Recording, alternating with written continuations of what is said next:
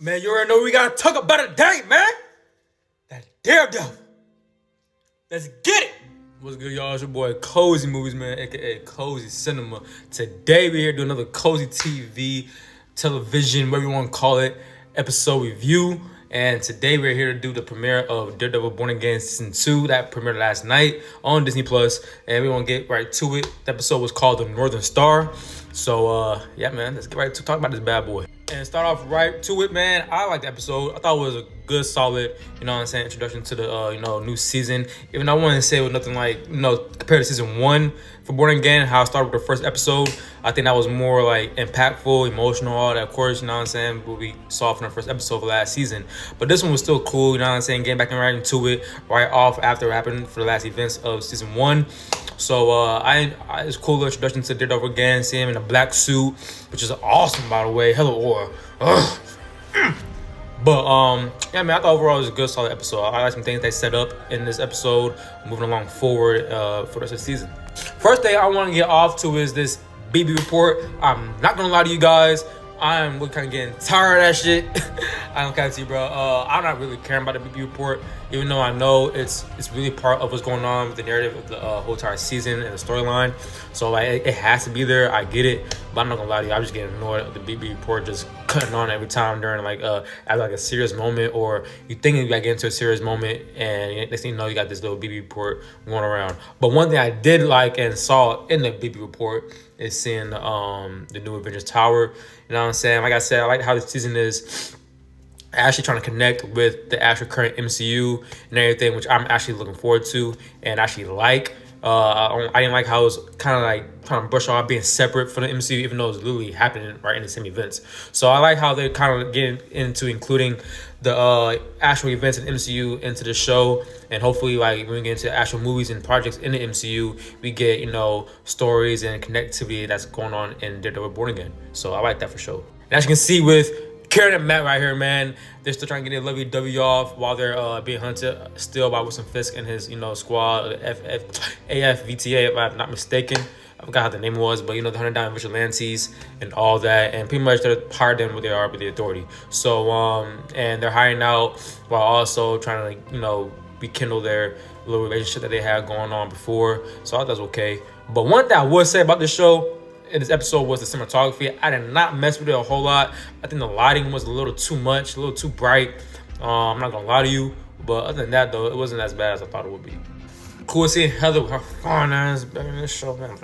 But good seeing Heather back in the show again. At the events with her, and in this episode, starring, I'm assuming for this whole show, she's gonna go through this, trauma and mind hallucinations with that went down with events with Muse and all that. I kind of looking forward to that, especially you read the Muse comic storylines and everything, and we're at least to with that. I'm looking forward to it, and possibly she might mess around, become or be possessed by him and become Muse. So I'm looking forward to her low-key her arc and where she's gonna go along with the show. So I'm looking forward to Heather in this season 2. I will say I did like the fight choreography too as well in this episode, starting this whole show out compared to last season. I think that kind of stepped up with the choreography, kind of gave me like Netflix little vibes a little bit. Not saying it's right on point with it, but the brutal, the grittiness, the intensity, the current movements, the angles, the choreography are all kind of like being borderline similar on point to what we had in the first 3 seasons of the Netflix shows. So I do give appreciate on that with the fight scenes in this first episode, even though it could have been more, but I enjoyed it.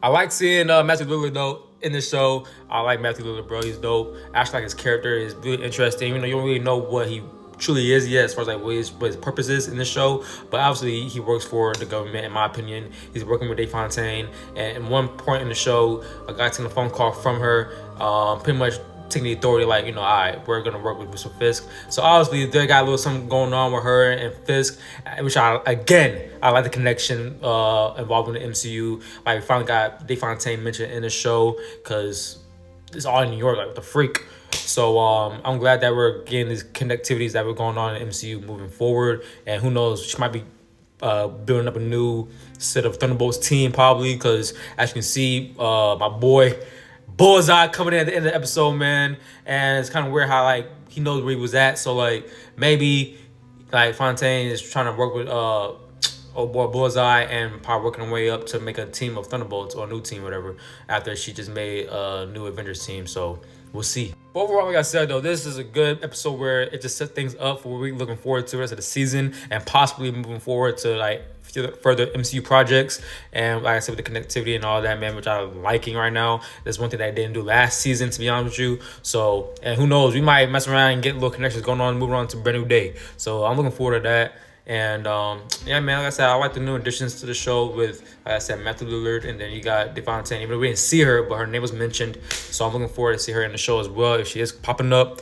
But yeah, man, I think it's kind of cool, bro. I'm looking forward to what they're gonna unravel in this whole damn season. Like I said, we still got Jessica Jones. We still gotta see possibly other maybe defenders we might see in the show. I don't know. So there's a lot of things that they still holding back and not revealing right away to us. And I'm looking forward to more of these episodes.